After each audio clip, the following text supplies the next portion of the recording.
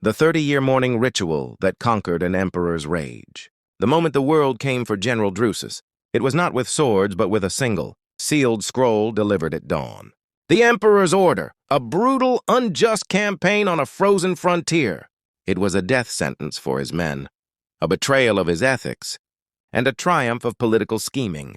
A tempest of rage ignited within him, a howling urge to denounce the tyrant, to smash the marble table where the scroll lay.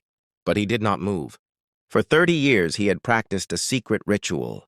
Each morning before the sun, he would sit in the silent, dark of his chamber and perform what he called the presencing.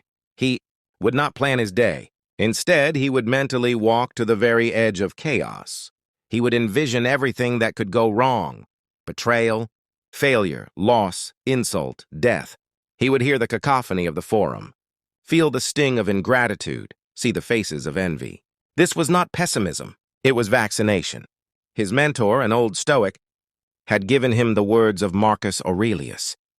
When you wake up in the morning, tell yourself the people I deal with today will be meddling, ungrateful, arrogant, dishonest, jealous, and surly. But I have seen the beauty of good and the ugliness of evil, and have recognized that the wrongdoer has a nature related to my own. Drusus would breathe and absorb the coming day's blows in advance. By the time the sun gilded his floor, his mind was not a pristine castle to be defended, but a weathered, unshakable mountain that had already endured 100 storms. The insults were already heard, the obstacles already seen. His peace was not dependent on their absence. Now, standing over the fatal scroll, the practice bore its ultimate fruit. The rage met a prepared space. It flared, then dissipated against the anvil of his mind. He heard the phantom cries of the coming critics, the sneers of schemers, all old, familiar ghosts from 1,000 morning meditations. His officers were terrified. "He will have you executed." Drusus almost smiled. "He may try.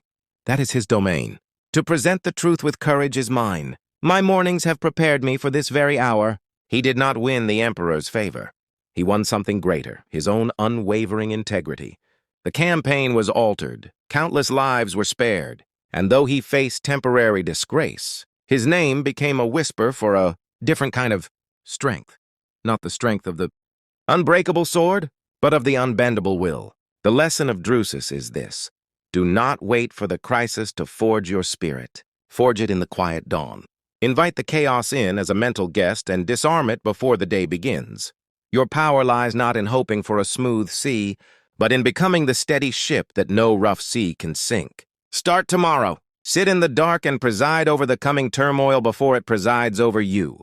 Like, share, comments, and follow for more. You are welcome.